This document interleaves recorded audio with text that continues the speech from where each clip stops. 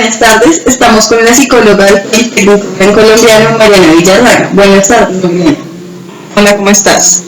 Soy estudiante auxiliar de enfermería en el Politécnico Internacional y nos gustaría que nos ayudaras indicándonos cuáles son las pruebas más utilizadas en selección de personal en el área de salud y algunas de sus características. Hola, Lisa, bueno, vale. Pues primero me gustaría como aclarar que hay diferentes tipos de pruebas en el ámbito de la psicología. Entonces hay unas pruebas que se dividen para medir la inteligencia, hay otras pruebas que miden personalidad y hay otras pruebas que son proyectivas. Entonces cada una de este grupo de pruebas tiene como objetivo es precisamente medir esas características específicas. En el área de la salud es importante que tengan en cuenta como la coordinación o que traten de empalmar dos tipos de pruebas. Unas que sean del grupo de habilidades o de aptitudes de acuerdo a la persona y otras que sean de personalidad. Entonces generalmente lo que se hace es que se elige una prueba que mide todo el aspecto de habilidades y actitudes y otra prueba que mide rasgos de personalidad. Entonces se tienen estas dos pruebas y de acá se puede sacar como un esquema. Generalmente en los hospitales lo que hacen es precisamente medir o tomar dos pruebas, las unen para poder dar unos resultados sobre lo que la persona, sobre el perfil de la persona mejor. Entonces todo depende también del cargo al que vaya a aspirar. Que si estás trabajando en un hospital y se quiere para el personal administrativo, pues las pruebas serán muy diferentes a las que se requieren para un auxiliar de enfermería, para una enfermera o para un médico. Entonces yo te voy a hablar específicamente de las que son más utilizadas, como si fueran a presentar o en la selección de personal, de médicos, de enfermeras, ¿sí? en esa parte ya de intervención. Entonces, si vamos a elegir un test de aptitudes, bueno, te voy a nombrar como más las pruebas en general que son utilizadas. Entonces tenemos un DAT o el DAT-5. Tenemos otra prueba que es de personalidad. Esa prueba del DAT es utilizada también en una orientación vocacional y lo que nos mide son aptitudes o rasgos de aptitudes y habilidades de la persona. Tenemos un test de personalidad que es el 16PF, que lo que hace es darnos rasgos precisamente de la personalidad. Tenemos otro que es muy utilizada que es el WARTEC.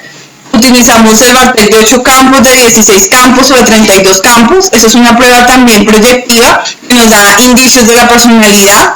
Y tenemos otra prueba que es el CPS, que también esa prueba es muy reciente, pero a mí me gusta mucho porque mide cómo la persona actuaría en determinadas situaciones. Entonces lo que voy a hacer ahorita en un momentico es que te voy a explicar un poquito mejor cada una de las pruebas para que se puedan comprender.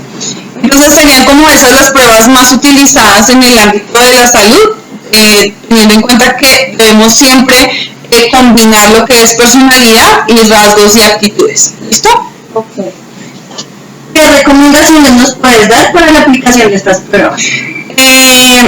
La verdad es que lo primordial, yo sé que muchas veces hay personas que no están preparadas para aplicar pruebas o que no tienen la formación desde la parte psicológica y las aplican y miran como los resultados en el computador o en internet.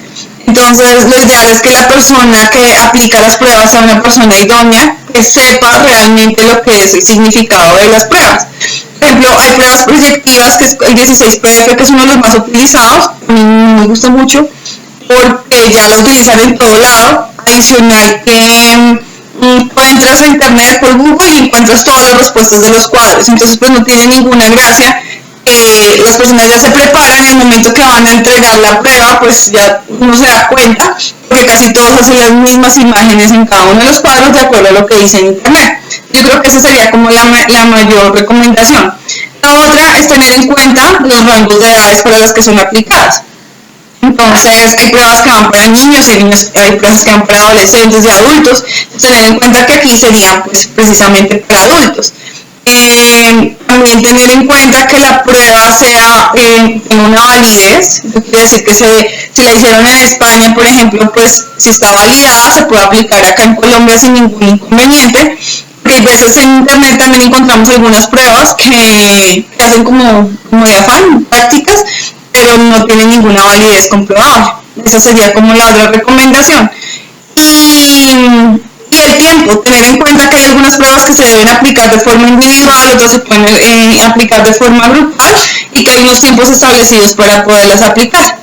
Me gustaría entonces ahora como hablarte un poquito de las pruebas, me gustaría hablarte como de 3 específicamente, que inclusive por acá tengo como una copia de un manual, que es del DAT5 o el DAT5, que es precisamente esta. Entonces esta lo que hace es que se divide en unas subpruebas. Las subpruebas en las que se divide son 8, está razonamiento verbal, es esta. Entonces lo que se hace es que se les da un ejemplo de lo que tienen que hacer o unas instrucciones de lo que deben desarrollar y luego ellos en un tiempo determinado deben empezar a desarrollar cada una de los ítems que se proponen ahí.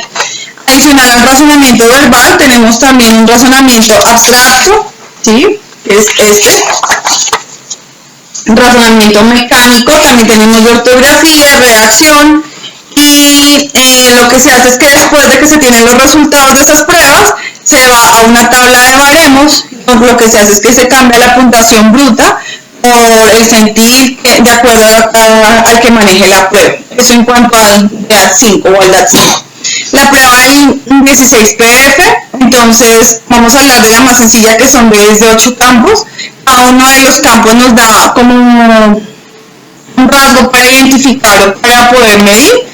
Dentro de esos rasgos entonces está que en el cuadro número 1 se representa todo lo que es el autoconcepto de la persona, cómo se ve a sí mismo en relación con el medio.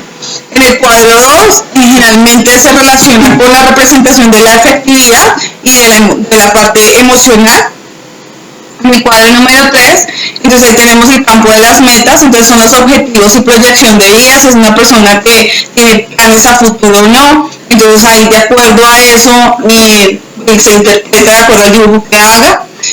Paréntesis acá es que es importante que la persona no tache el dibujo, porque si lo tacha o repita el estímulo, nos está indicando pues también que no sabe seguir instrucciones o que es una persona que se siente, digamos, si lo hace en este cuadro 3, es una persona que tiende a sentirse estancada, entonces no va a tener como una proyección a futuro. En el cuadro número 4, entonces acá nos habla como que son todos los contenidos inconscientes, entonces cómo nos comportamos frente a nuestras represiones, a nuestras ansiedades, las cosas que no son tan tangibles, pero que de una u otra forma la estamos sintiendo. Vamos en el cuadro 5, entonces estamos hablando de todo lo que representa el control de impulsos y la energía vital. Entonces, si es una persona, cómo reacciona ante determinada situación, si va a controlarse o no se va a controlar, ese cuadro nos lo está indicando.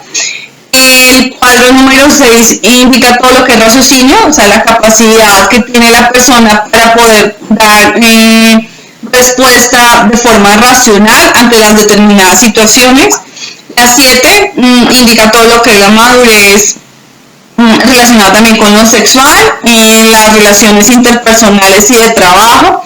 Y el número 8 que representa el ámbito laboral propiamente dicho. Entonces, cómo responde ante este campo laboral, cómo tiene su representación de autoridad, ¿sí? Entonces, ese es como el WARTEC. Y la otra que me gustaría como hablarles un poco es el de CPS, es el cuestionario de personalidad situacional, que decía ahorita que me parece interesante, que es muy actual, porque se tiene 15 variables, pero entonces no mide la personalidad como un rasgo aislado, sino que la tienen en cuenta en situaciones específicas, cómo reaccionaría ante determinada situación. Entonces acá nos habla dentro de esa personalidad, la estabilidad emocional, la parte de ansiedad, el autoconcepto, la eficacia, la confianza que tiene en sí mismo, la independencia.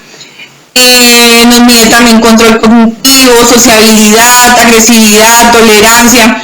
Todos estos son aspectos importantes dentro del área de la salud, porque por ejemplo, si una enfermera que tiene que atender a un paciente y llega un señor, por ejemplo, ya de la tercera edad, que se vuelve muy agresivo, es una persona que no tiene ni 5 de tolerancia, no tiene una estabilidad emocional, de pronto puede responderle de forma inadecuada a esta persona, ¿sí? O si de pronto llega un paciente en una crisis psiquiátrica y la persona no sabe, entonces obviamente se va a encontrar con un choque porque no tiene como este manejo. Entonces es importante desde psicología se empieza a tener en cuenta como esos criterios para poder hacer un seguimiento y saber que las personas que van a ingresar al área de la salud pues cuentan con esa parte o son idóneas para ocupar esos cargos.